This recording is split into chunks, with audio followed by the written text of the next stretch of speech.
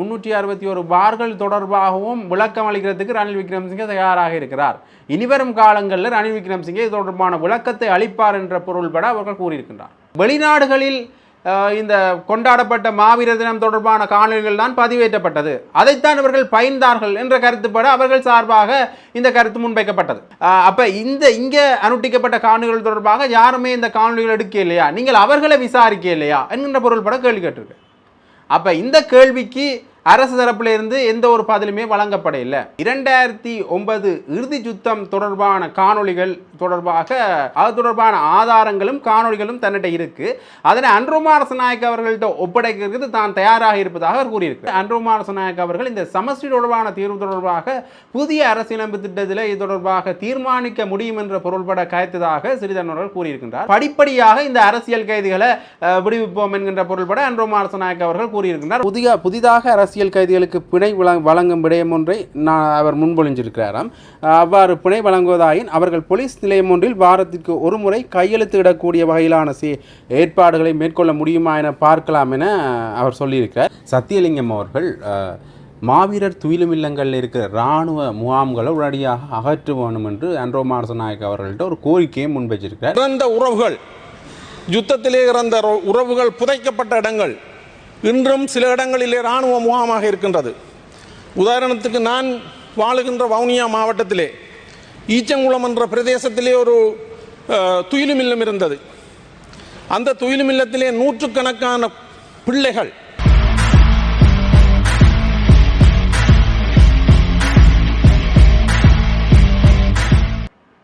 ஜெஃப்னாபடியின் சொந்தங்களுக்கு வணக்கம்.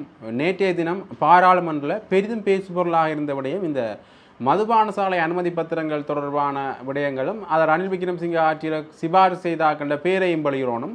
அது மட்டும் இல்லாமல் இந்த குறிப்பிட்ட பத்திரங்கள் ரத்து செய்யப்படணும், அதாவது அரசியல் லஞ்சமாக வழங்கப்பட்ட இந்த பத்திரங்கள் ரத்து செய்யப்பட வேண்டும் என்று சாணக்கியன் உட்பட பல அரசியல் தலைவர்களும் இது தொடர்பாக அரசியல் புரசலாக பேசினார்கள். அது மட்டும் இல்லாமல் இந்த பாராளுமன்றத்தில் இதற்கான எதிர்கேள்விகளும் அது மட்டும் இல்லாமல் இது தொடர்பாக ரணில் விக்ரமசிங்கே அவர்கள் பதில் சொல்ல வேண்டும் என்று பொருள்படவும் பலர் தங்களுடைய கருத்துக்களை முன்வைச்ச வண்ணமே இருக்கிறோம். அந்த வகையில் புதிய ஜனநாயக முன்னணி, அதாவது சில்டர் கட்சியில் பாராளுமன்ற தேர்தலில் போட்டியிட்ட புதிய ஜனநாயக முன்னணி சார்பில் ஒரு விடயம் ஒன்றை தொடர்பாக சொல்லியிருக்கின்றார்கள்.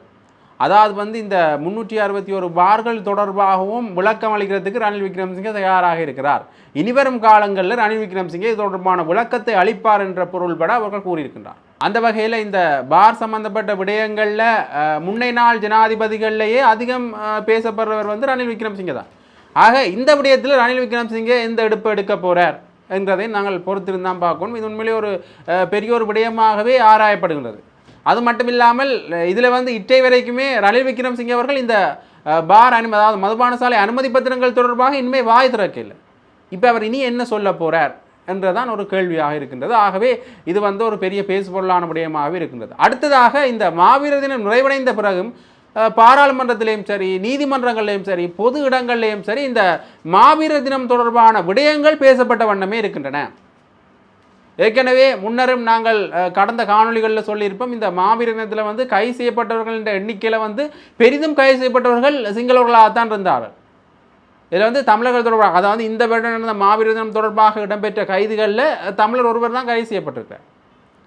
ஆகவே இது தொடர்பாக பல விடயங்கள் தமிழர்களுக்கு சார்பான விதத்திலும் அது மட்டும் இல்லாமல் சிங்களர்களுக்கு சார்பான விதத்திலும் பேசப்பட்ட வண்ணமே இருந்தது. குறிப்பாக கொழும்பு கோட்டை மேலதிக நீதவான் பேசுகின்ற பொழுது இது தொடர்பாக ஒரு கருத்தை முன்வச்சிருக்கின்றார். அதாவது இப்போ ஏற்கனவே இவர்கள் தரப்பில் பேசுகின்ற பொழுது வெளிநாடுகளில் இந்த கொண்டாடப்பட்ட மாவீரர் தினம் தொடர்பான காணொலிகள் தான் பதிவேற்றப்பட்டது, அதைத்தான் இவர்கள் பயந்தார்கள் என்ற கருத்துப்பட அவர்கள் சார்பாக இந்த கருத்து முன்வைக்கப்பட்டது. அதாவது அரசாங்கம் சார்பாக இந்த கருத்து முன்வைக்கப்பட்டது. இவர்கள் வெளிநாடுகள் அரசு தரப்புல சார்பாக முன்வைக்கப்பட்ட கருத்தில் முக்கியமான விடயமாக வெளிநாடுகளில் அனுட்டிக்கப்பட்ட மாவீரர் தினம் தொடர்பான காணொலிகளில் தான் இவர்கள் பயந்திருக்கின்றார்கள் என்ற பொருள்பட அவர்கள் அழைச்சிருக்கின்றார். அதற்கு மேலதிக நீதவான் என்ன கூறினார் என்றால், அப்போ இங்கே அனுட்டிக்கப்பட்ட காணொலிகள் தொடர்பாக யாருமே இந்த காணொலிகள் எடுக்க இல்லையா, நீங்கள் அவர்களை விசாரிக்க இல்லையா என்கின்ற பொருள்பட கேள்வி கேட்டிருக்கு. அப்போ இந்த கேள்விக்கு அரசு தரப்பில் இருந்து எந்த ஒரு பதிலுமே வழங்கப்பட இல்லை. ஆக இந்த கேள்விக்கான பதில் அவர் சொல்கின்ற பொழுது, நீங்கள் காணொளி எடுத்தவர்களையும் மாவீரனம் செய்தவர்களையும் தான் கைது செய்ய வேண்டுமே தவிர இது தொடர்பாக சமூக வலைத்தளங்களில் ஏற்கனவே பதிவிட்டப்பட்ட கருத்தை பகிர்ந்தவர்களை நீங்கள் கைது செய்திருக்கிறீர்கள் என்கின்ற பொருள்பட அவர் கைச்சிருக்கின்றார். ஆகவே இந்த விடயம் ஒரு பெரிய பேசுபொருளாகவே மாவீர தொடர்பான விடயம் முன்வைக்கப்பட்டு கொண்டிருக்கின்றது. அதில் அன்ரோமார் சினாய்க்கவும் இது பற்றின பல விடயங்களை முன்வைத்திருக்கிறார். அதில் குறிப்பாக அவர் சொல்கின்ற பொழுது என்ன விடயத்தை சொல்கிறார், 2011ஆம் ஆண்டே இந்த மாவீர தினத்துக்கான அனுமதி வழங்கப்பட்டு விட்டது. 2011ஆம் ஆண்டிலேருந்து கூட இது பெருமெடுப்பில் தான் செய்யப்பட்டது. அதில் குறிப்பாக 2022ஆம் ஆண்டு 121 இடங்களில் 50,052 பேர் பங்கு பெற்ற அளவுக்கு ஒரு பெரிய எடுப்பில் செய்யப்பட்டது. அதற்கு பின்னான 2023 காலப்பகுதியில் 159 இடங்களில் 64,266 பேர் பங்கு பெற்றதுடன் இந்த மாவீர தினம் அனுஷ்டிக்கப்பட்டிருக்கு. அதற்கு பிறகு 2024ஆம் ஆண்டு காலப்பகுதியில் எடுத்துக்கொண்டீங்கன்னா, அதாவது இப்போ 144 இடங்களில் 45,788 பேர் பங்கு பெற்றதோடு இந்த மாவீர தினம் அனுஷ்டிக்கப்பட்டிருக்கு. ஆகவே இதற்கு முன்னரே ஒரு பெருமெடுப்பில் மாவீர தினம் அனுஷ்டிக்கப்பட்டாச்சு. ஆனால் நாங்கள் இப்பொழுதுதான் இதை பற்றி பேசிக்கொண்டிருக்கிறோம் என்ற பொருள்பட அன்ரோமார் சினாயக்க அவர்கள் கூறியிருக்கின்றார். உண்மையிலே இது தொடர்பாக எங்கள் தமிழர் தரப்பிலிருந்து பேசுகின்ற பொழுதும் கூட இந்த அன்ரோமார் சினாயக்க இதற்கு அனுமதி அளித்தது தொடர்பாக அவர்கள் பேசவில்லை. ஏற்கனவே நாங்கள் இந்த மாவீரத்தை அனுப்பி கொண்டு தான் இருக்கிறோம். என்ன ஒரு சிறிய தளர்வுகள் ஏற்பட்டிருக்கின்றதே தவிர மற்றும்படி வேறொரு விடயமும் இங்கே புதுசாக ஒன்று நடக்கல என்ற பொருள்பட தான் அவர்கள் இங்கே அழைச்சிருக்கின்றார்கள். என்று பார்த்தீங்கன்னா, முன்னைய காலகட்டங்களில் சில தடை உத்தரவுகள் பிறப்பிக்கப்படும். இப்போ அதுகள் கொஞ்சம் தளர்வாக இருக்கின்றது.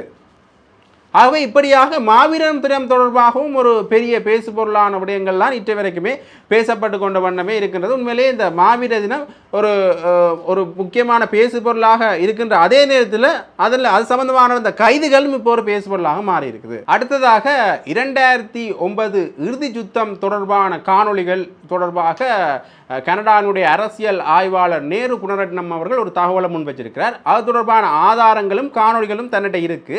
அதனை அன்ரோமார் சினாயக்க அவர்கள்ட்ட ஒப்படைக்கிறது தான் தயாராக இருப்பதாக அவர் கூறியிருக்கிறார். அதிலேயும் சில காணொலிகளை வெளியிடுவதில் தயக்கம் இருக்கு. ஏன்டா சர்வதேச நாடுகள் சம்பந்தமாக ஒரு இறுக்கம் ஒன்று இருக்குது சில காணொலிகளை வெளியிடுறதில். அது மட்டும் இல்லாமல் வெளியிடக்கூடிய காணொலிகளை நான் அன்ரோமார் சினாயக்க அவர்களிடம் ஒப்படைப்பதற்கு தயாராக இருக்கின்றேன் என்ற பொருள்பட அவர் காய்ச்சிருக்கிறார்.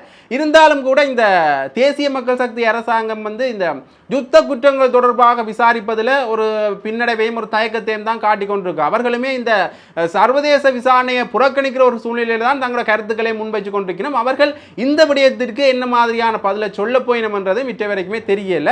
இன்னொரு முக்கியமான விடயத்தையும் நாங்கள் பார்க்கணும். இது தொடர்பாகவே இந்த யுத்த நிலவரம் தொடர்பாக இன்னொரு விடயத்தையும் பார்க்கணும். இந்த அரசியல் கைதிகளுடைய விடுதலை.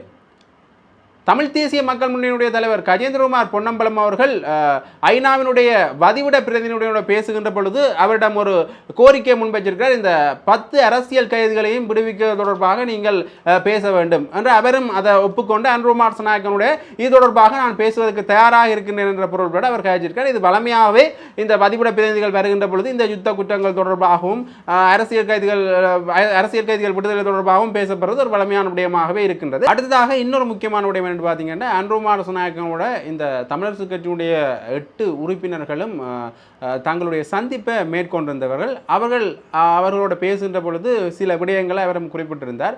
ஸ்ரீதரன் அவர்கள் இது தொடர்பாக பேசுகின்ற பொழுது அன்ரோமார் சினாயக்க அவர்கள் இந்த சமஷ்டி தொடர்பான தீர்வு தொடர்பாக புதிய அரசியலமைப்பு திட்டத்தில் இது தொடர்பாக தீர்மானிக்க முடியும் என்ற பொருள்பட கயத்ததாக ஸ்ரீதரன் அவர்கள் கூறியிருக்கின்றார்.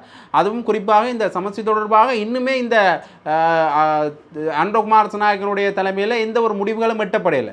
இந்த தேசிய இனப்பிரச்சனைக்கான விடயங்கள் தொடர்பாக கூட ஒரு சரியான உத்தியோகபூர்வமான தகவல் வரையில் என்றுதான் இன்னுமே பல விமர்சனங்கள் முன்வைக்கப்படுது. ஆகவே இதுவும் ஒரு பேசு பொருளான விடயமாக மட்டுமே கடந்து போகுமா, அல்லது பலமையான அரசாங்கங்களை கொடுக்கப்படுற உறுதி மாதிரி ஒரு ஸ்திரத்தன்மை இல்லாமல் இருக்குமா என்பதையும் நாங்கள் பொறுத்திருந்தான் பார்க்கணும். அது மட்டும் இல்லாமல் இந்த புதிய அரசியலமைப்பு தொடர்பாக ஏற்கனவே ஒரு எதிர்பார்ப்பு ஒன்று இருக்கு தமிழ் மக்கள் மத்தியில். ஆகவே இந்த எதிர்பார்ப்பை அன்ரோமார் சினாயக்க நிறைவேற்றுவாரா என்கின்ற ஒரு கேள்வியும் எழுந்திருக்கின்றது. அடுத்ததாக இந்த காணாமல் ஆக்கப்பட்டவர்களுடைய பிரச்சனை தொடர்பாக சொல்லுகின்ற பொழுது இந்த காணாமல் ஆக்கப்பட்டவர்களுடைய பிரச்சனை தொடர்பாக உடனடியாக தீர்வு திட்டங்கள் எடுக்க முடியாது. ஆனால் இந்த அது தொடர்பான குறித்த நிறுவனங்களோட பேசி இந்த தொடர்பான அந்த ஒழுங்கமைப்பின் பிரகாரம்தான், ஒழுங்கு திட்டங்களின் பிரகாரம்தான் இதற்கான தீர்வுகளை நாங்கள் பெற்றுக் கொடுக்க முடியும் என்கின்ற பொருள்பட அவர் கழிச்சிருக்கிறார். அது மட்டும் இல்லாமல் இந்த ஆக்கிரமிப்பு, தமிழ் மக்களுடைய நிலங்கள் ஆக்கிரமிப்பு பலகாலமாகவே நடந்து வர ஒரு விடயமாகவே இருக்கின்றது. ஆகவே இதை பற்றி அவர் கூறுகின்ற பொழுது வன இலாக்கா, தொல்பொருள் திணைக்களம் சம்பந்தமான அந்த நிறுவனங்களோட பேசி அது சம்பந்தமான முடிவுகளையும் நாங்கள் உடனடியாக எடுக்க முடியும் என்கின்ற பொருள்பட அன்ரோ மாரசநாயக்க அவர்கள் சொல்லியிருக்கின்றார். அடுத்ததாக இந்த அரசியல் கைதிகளின் விடுதலை தொடர்பாக பேசுகின்ற பொழுது படிப்படியாக இந்த அரசியல் கைதிகளை விடுவிப்போம் என்கின்ற பொருள்பட அன்ரோ மாரசநாயக்க அவர்கள் கூறியிருக்கின்றார். உண்மையிலே இது ஒரு தேசிய மக்கள் சக்தியினுடைய நிலைப்பாடாகத்தான் இருக்கின்றது. அதுவுமே இந்த தேசிய மக்கள் சக்திக்குள்ளேயே இருவேறுபட்ட கருத்துக்களும் காணப்படும். இந்த பழைய ஜேவிபி ஒரு கருத்தையும் தேசிய மக்கள் சக்தியாக மாறினா பிறகு இன்னொரு கருத்தையும் இந்த தமிழர் தொடர்பான நிலைப்பாடுகளிலே கொண்டிருக்கிறார்கள். ஆகவே இந்த பிரச்சனை தொடர்பாக அவர்கள் என்ன முடிவு எடுக்க போகின்றார்கள் என்றது இப்பயுமே ஒரு கேள்வியாக தான் இருக்கின்றது. என்னதான் கூட்டங்களும் அது மட்டும் இல்லாமல் கலந்துரையாடல்கள் நடந்தாலும் கூட இந்த தமிழ் மக்களுடைய பிரச்சனை தொடர்பாக தேசிய மக்கள் சக்தியின் நிலைப்பாடு என்ன என்கின்ற ஒரு உறுதியான நிலைப்பாடு இன்னுமே ஒரு ஸ்திரத்தன்மையற்றதாக தான் இருக்கின்றது. அதே மாதிரி ஜனாதிபதி அலுவலகத்தில் இடம்பெற்ற அந்த கலந்துரையாடல், அதாவது அன்ரோ மாரசநாயக்கவுக்கும் இலங்கையின் தமிழரசுக் கட்சி நாடாளுமன்ற உறுப்பினர்களுக்கும் இடையிலான கலந்துரையாடலின் பின்னர் கட்சியின் நாடாளுமன்ற உறுப்பினர் சாணக்கியன் அவர்கள் தலைநகரில் வச்சு ஊடகவியலாளர்களில் சில விஷயங்களை தெரிவிச்சிருக்கார். அதில் காணாமல் போன ஆட்கள் பற்றிய அலுவலகத்தின் செயற்பாடுகள் திருப்தியா என கேட்டிருந்தார். நீதிமன்ற பொறிமுறை ஒன்று இல்லாவிட்டால் அது எங்களுக்கு தேவைப்படாது, ஏனென்றால் அதனை எங்களது மக்களும் ஏற்றுக்கொள்ள மாட்டார்கள் என சொல்லியிருந்தோம். 2016 ஆண்டின் 14ஆம் இலக்க காணாமல் போன ஆட்கள் பற்றிய அலுவலகத்தை நிறுவுதல், நிர்வகித்தல் மற்றும் செயற்படுத்தல் ஆகிய விதிகளுக்கு அமைவாக காணாமல் போன ஆட்கள் பற்றிய அலுவலகத்தின் உறுப்பினர் பதவிகளுக்கான வெற்றிடங்களை நிரப்புவதற்கு தகுதியான நபர்களிடமிருந்து விண்ணப்பங்கள் கோரப்பட்டுள்ளதாக நாடாளுமன்ற தொடர்பாடல் திணைக்களம் அண்மையில் அறிவித்திருந்தது. அந்த நிலையில் வடக்கு கிழக்கு மக்கள் நீண்ட காலமாக எதிர்நோக்கி வரும் பிரச்சனைகள் தொடர்பில் இலங்கை தமிழரசுக் கட்சியின் நாடாளுமன்ற உறுப்பினர் ஜனாதிபதியின் தெரிவித்ததாக அந்த ஊடகப்பிரிவு அறிவிச்சிருக்கு. அது மட்டும் இல்லாமல் குறித்த காலத்தை விட மேலதிகமாகவே அரசியல் கைதிகள் சிறையில் அடைக்கப்பட்டுள்ளதாக ஜனாதிபதியின் கலந்துரையாடலின் போது தெரிவித்ததாக இலங்கை தமிழரசுக் கட்சியின் நாடாளுமன்ற உறுப்பினர் சாணக்கியன் அவர்கள் ஊடகங்கள்கிட்ட தெரிவிச்சிருக்கிறார். அதே நேரத்தில் புதிதாக அரசியல் கைதிகளுக்கு பிணை வழங்கும் விடயம் ஒன்றை அவர் முன்மொழிஞ்சிருக்கிறாராம். அவ்வாறு பிணை வழங்குவதாயின் அவர்கள் போலீஸ் நிலையம் ஒன்றில் வாரத்திற்கு ஒரு முறை கையெழுத்திடக்கூடிய வகையிலான ஏற்பாடுகளை மேற்கொள்ள முடியுமா என பார்க்கலாம் என அவர் சொல்லியிருக்கிறார். இவர்கள் செய்த குற்றத்தையும் தாண்டி நீண்ட காலம் சிறையில் இருந்துள்ளதை ஜனாதிபதியும் குறிப்பிட்டிருக்கிறார். அவர்கள் விடுதலை செய்ய வேண்டும் என்ற நிலைப்பாட்டுடன் தானும் இணங்குவதாக ஜனாதிபதி அந்த விடயத்தை குறிப்பிட்டிருக்கிறார். அதே நேரத்தில் கிழக்கு மாநிலத்தின் அம்பாறை மாவட்டத்தின் கல்முனை வடக்கு உப பிரதேசத்தை அதிகாரங்களுடன் கூடிய முழுமையான பிரதேசமாக தரம் உயர்த்தப்படாத காரணத்தினால அப்பிரதேசத்தில் வாழும் தமிழர்கள் சுமார் 40 ஆண்டுகளுக்கு மேலாக பல பிரச்சனைகளை எதிர்நோக்கி வருவதாக தமிழரசுக் கட்சியின் பிரதிநிதிகள் ஜனாதிபதியிடம் தெரிவிச்சிருக்கிறோம். கல்முனை வடக்கு பிரதேச செயலகம் தொடர்பிலும் இதன் போது பேசப்பட்டிருக்கு. தமிழ் மக்கள் எதிர்பார்க்கும் அரசியல் தீர்வு மற்றும் வடகிழக்கு மக்கள் நீண்ட காலமாக எதிர்நோக்கும் பிரச்சனை குறித்தும் ஜனாதிபதியிடம் தெரிவித்ததாக சாணக்கியன் அவர்கள் குறிப்பிட்டிருக்கார். இதே விஷயத்தை ஸ்ரீதரன் அவர்களும் தன்னுடைய ஊடக சந்திப்பில் சொல்லியிருந்தவர். அதே மாதிரி வடக்கு கிழக்கு இந்த சமஷ்டி அடிப்படையிலான ஒரு அரசியல் தீர்வை எதிர்பார்க்கின்றோம், இது எங்களது கட்சியின் நிலைப்பாடாக அவர்கள் சொல்லியிருக்கின்றார்கள். அரசியல் கைதிகளின் விடுதலை குறித்து பேசினோம். பயங்கரவாத தடைச்சட்டத்தை பயன்படுத்துவது பற்றிய எங்களது எதிர்ப்பை வெளிப்படுத்தியிருந்தோம். அத்துடன் காணி அதிகரிப்பு தொடர்பாக மகாபலி, பொரட்ஸ், தொல்பொருள், வெனைலாக்கா, கரையோர பாதுகாப்பு பிரிவு, இராணுவ முகாம்கள் அகற்றுவது தொடர்பாகவும் பேசியிருந்தோம். அந்த திணைக்களங்கள் ஊடாக இடம்பெறும் காணி அதிகரிப்பு தொடர்பில் பேசியிருந்தோம். அதேபோல் இராணுவ முகாம்கள் அகற்றப்படுவது குறித்தும் பேசியிருந்தோம். நாங்கள் எங்களுடைய காணாமல் ஆக்கப்பட்டவர்களுக்கான நீதி குறித்தும் அதன் போது பேசியிருந்தோம் என்று சாணக்கியன் அவர்கள் குறிப்பிட்டிருக்கிறார்.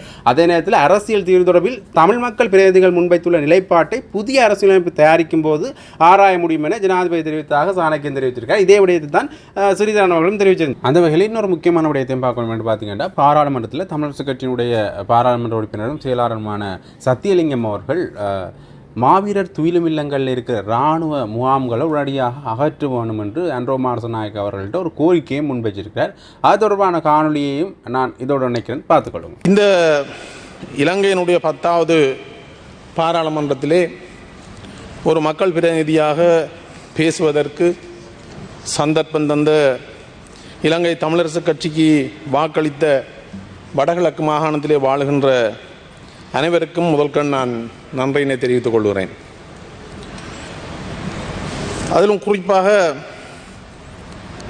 எங்களுடைய கட்சிக்கு நான் நன்றியை தெரிவிப்பதோடு இந்த சபையிலே ஒரு தனிப்பெரும் கட்சியாக ஆட்சி அமைத்திருக்கின்ற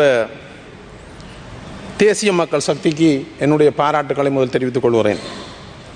இந்த தேசிய மக்கள் சக்தி உட்பட இந்த சபையிலே இருக்கின்ற 22 பெண் பிரதிநிதிகளுக்கு என்னுடைய பாராட்டுக்களை தெரிவித்துக் கொள்கிறேன். இந்த சபையிலே இலங்கையில் இருக்கின்ற விசேட தேவைக்கு உட்பட்ட அனைவரையும் பிரதிநிதித்துவப்படுத்துகின்ற விசேட தேவைக்கு உட்பட்ட சக பாராளுமன்ற உறுப்பினருக்கு என்னுடைய வாழ்த்துக்களை தெரிவித்துக் கொள்ள நான் விரும்புகிறேன். நாங்கள் எதிர்க்கட்சி என்று சொல்லி இங்கு இருந்தாலும் அரசாங்கம் இந்த அரசு செய்கின்ற முன்னேற்றகரமான முற்போக்கான அனைத்து விடயங்களுக்கும் எங்களுடைய கட்சி உறுதுணையாக இருக்கும் என்பதை இந்த சந்தர்ப்பத்திலே நான் தெரிவித்துக் கொள்ள விரும்புகிறேன். எனக்கு வயசு 56. இந்த 56 வருடங்கள் சிறு வயதிலிருந்து எங்களுடைய மனநிலை பொதுவாக எப்போதும் எந்த அரசாங்கம் வந்தாலும் அந்த அரசாங்கத்துக்கு எதிரான ஒரு மனநிலையோடு தான் நாங்கள் வளர்ந்து வந்திருக்கின்றோம். ஏனென்று சொன்னால் எண்ணிக்கையிலே சிறுபான்மையாக இந்த நாட்டில் இருக்கின்ற மக்கள் ஏனையவர்களுடன் சமனாக நடத்தப்படவில்லை என்ற உண்மை, அந்த எண்ணம் சிறு வயதிலேருந்து எங்களுடைய மனத்திலே இருந்திருக்கின்றது. எனது தந்தையார் ஒரு கம்யூனிசவாதி. அவர் கம்யூனிஸ்ட் பார்ட்டியில் நீண்ட காலமாக இந்த நாட்டில் இருந்தவர். அவருடைய வளர்ப்பிலே வந்தவன் நான். எனக்கு இனம், சாதி, சமயம், குலம் என்ற வேறுபாடு எனக்கு இல்லை. நான் எல்லோரையும் மனிதனாகத்தான் நான் பார்க்கின்றேன். இருந்தபோதும் கூட இந்த வெறுப்பு மனநிலை என்பது ஏன் வந்தது என்பதை இந்த சபை உன்னிப்பாக அவதானிக்க வேண்டும். இந்த நாட்டுக்கு ஒரு தேசிய கீதம் இருக்கிறது. இந்த நாட்டுக்கு ஒரு தேசிய கொடி இருக்கின்றது. இந்த தேசிய கீதத்தையும் தேசிய கொடியை கூட மற்றவர்கள் மதிப்பளிக்கும் அளவுக்கு மதிப்பளிக்க முடியாத ஒரு மனநிலை எங்களிடம் இருந்தது. இதற்குரிய எண்ணத்தை நான் சொல்றேன் என்றதை இந்த சபை புரிந்து கொள்ள வேண்டும். ஆகவே இப்போது இங்கு பதவியை ஏற்றிருக்கின்ற 159 பாராளுமன்ற உறுப்பினர்களை கொண்டு 3/2 பெரும்பான்மையை கொண்டு இந்த அரசாங்கம் இவ்வாறான மனநிலை எழாத வகையிலே இந்த நாட்டிலே வாழுகின்ற அனைத்து பிரஜைகளையும் சமனாக நடத்துகின்ற ஒரு முறைமையை கொண்டு வர வேண்டும் என்பதை நான் இந்த சந்தர்ப்பத்திலே கேட்டுக்கொள்ள விரும்புகிறேன். பொதுமக்கள் பாதுகாப்பு அமைச்சர் இங்கு தனது உரையிலே ஒரு விடயத்தை குறிப்பிட்டார். நாங்கள் இந்த நாட்டிலே சாந்தியும் சமாதானமும் இருக்க வேண்டுமாக இருந்தால் நாங்கள் எங்களுடைய மனநிலையை மாற்ற வேண்டும் என்ற கருத்தை குறிப்பிட்டார். உங்கள் எல்லோருக்கும் தெரியும், நடத்தை மாற்றம் அல்லது மனநிலை மாற்றம் என்பது ஒரு பெரிய ப்ராசஸ். அது ஒரு நாளில் ஏற்பட்டுவிட முடியாது. ஆகவே நாங்கள் பரஸ்பரம் ஒருவருக்கொருவர் நம்பிக்கையை ஏற்படுத்தக்கூடிய விடயங்களை நாங்கள் செய்ய வேண்டும். அந்த நம்பிக்கையை யார் முதலில் ஏற்படுத்துவது, அல்ல அந்த நம்பிக்கையை நாங்கள் எப்படி ஏற்படுத்தலாம் என்பதை நாங்கள் சிந்திக்க வேண்டும். என்னை பொறுத்தவரையிலே ஒரு அரசாங்கம் 3/2 பெரும்பான்மையினுடன் இருக்கின்ற அரசாங்கம், எதையும் செய்யக்கூடிய நிலையில் இருக்கின்ற அரசாங்கம் உங்களுடைய பக்கத்தில் இருந்து அந்த நம்பிக்கையை ஏற்படுத்துகின்ற விடயத்தை தொடங்க வேண்டும் என்று நான் எதிர்பார்க்கின்றேன். உதாரணமாக நாங்கள் அந்த நம்பிக்கையை ஏற்படுத்துகின்ற ஒரு விடயத்தை நீங்கள் செய்திருக்கின்றீர்கள், இந்த அரசாங்கம் செய்திருக்கின்றது. இந்த மாதம், கடந்த மாதம் இறந்தவர்களை நினைவேந்துகின்ற செயற்பாட்டை தடுக்காமல் ஒவ்வொருவரும் தனது உற்றார் உறவுகள் நண்பர்கள் இந்த யுத்தத்திலே இறந்தவர்களை நினைவு கூறுவதற்கு இந்த அரசாங்கம் தடை போடாமல் இருந்ததற்கு நான் என்னுடைய மக்கள் சார்பாக நன்றியை தெரிவித்துக் கொள்கின்றேன். அது ஒரு நல்லெண்ண முயற்சி. அதேவாறாக இன்னொரு விடயத்தை நான் இங்கு குறிப்பிட விரும்புகிறேன். எங்களுடைய இறந்த உறவுகள், யுத்தத்திலே இறந்த உறவுகள் புதைக்கப்பட்ட இடங்கள் இன்றும் சில இடங்களிலே இராணுவ முகாமாக இருக்கின்றது. உதாரணத்துக்கு நான் வாழுகின்ற வவுனியா மாவட்டத்திலே ஈச்சங்குளம் என்ற பிரதேசத்திலே ஒரு துயிலும் இல்லம் இருந்தது. அந்த துயிலும் இல்லத்திலே நூற்றுக்கணக்கான பிள்ளைகள், அது யாராக இருந்தாலும் பெற்றோருக்கு, உறவுகளுக்கு, அவர்கள் உறவுகள், பிள்ளைகள், அந்த பிள்ளைகள் புதைக்கப்பட்ட இடம் இன்று ஒரு இராணுவ முகாமாக இருக்கின்றது.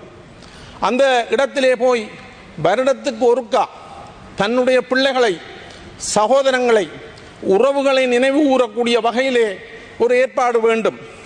அந்த இடம் ஒரு மயானமாக பிரகடனப்படுத்தப்பட வேண்டும். அந்த இடத்தை தொடர்ந்து ஒரு இராணுவத்தினுடைய முகாமாக வைத்திருக்கும் போது நாங்கள் நினைக்கின்ற அந்த நல்லெண்ணம் கட்டியெழுப்பப்படுவதற்கு அது ஒரு தடையாக இருக்கும் என்று நான் கருதுகிறேன். அதே போல நான் நீண்ட காலம் 25 வருடம் 30 வருடங்கள் செய்த குற்றத்துக்கு அல்லது செய்யாத குற்றத்திற்கு அரசியல் கைதிகளாக நிறைய பேர் இருக்கிறார்கள். அவர்களை நீங்கள் விடுதலை செய்ய வேண்டும். இவ்வாறு நல்லெண்ண நடவடிக்கைகளை நீங்கள் அரசு என்ற வகையிலே செய்ய வேண்டும். இங்கு எங்களுடைய நாட்டிலே 2 முக்கிய பிரதான பிரச்சனைகள் இருக்கின்றது. இந்த NPP அரசாங்கம் எப்படி வந்தது? இந்த நாட்டிலே ஜனாதிபதி தேர்தலிலே தோழர் அனுரகுமார் அவர்கள் தெரிவு செய்யப்பட்ட பின்னர் பல மாற்றங்கள் நடைபெற்றது. அந்த உதாரணத்துக்கு ஒரு இடத்தை எடுத்துக்கொண்டால் அனுரகுமார திசாநாயக்க கௌரவ ஜனாதிபதி அவர்களுக்கு 27,000 வாக்கு கிடைத்த ஒரு இடத்திலே 2 மாதங்களுக்குள்ளே நடைபெற்ற பாராளுமன்ற தேர்தலில் 80,000 வாக்குகள் கிடைத்தது. ஏன் அந்த வாக்குகள் கிடைத்தது என்பதை நாங்கள் யோசிக்க வேண்டும். ஏன் அந்த வாக்கு கிடைத்தது என்று சொன்னால், ஒரு பொது உடைமை தத்துவத்தை அடிப்படையாக கொண்ட ஒரு இளமையான ஒரு ஜனாதிபதி, எனக்கு இன்னும் 2 நிமிடங்கள் தர வேணும், ஒரு ஜனாதிபதி அவர்கள் இந்த நாட்டிலே ஊழலற்ற சமத்துவமான ஒரு ஆட்சியை கொண்டு வருவார் என்ற எண்ணத்திலே தான் அந்த வாக்குகள் புறப்பட்டது. ஆகவே நீங்கள் அந்த நம்பிக்கையை கட்டியெழுப்புகின்ற செயற்பாட்டை நீங்கள் ஏற்படுத்தவில்லை என்று சொன்னால் நிச்சயமாக நீங்கள் நினைக்கின்ற சமாதானமும் சாந்தியும் இந்த நாட்டிலே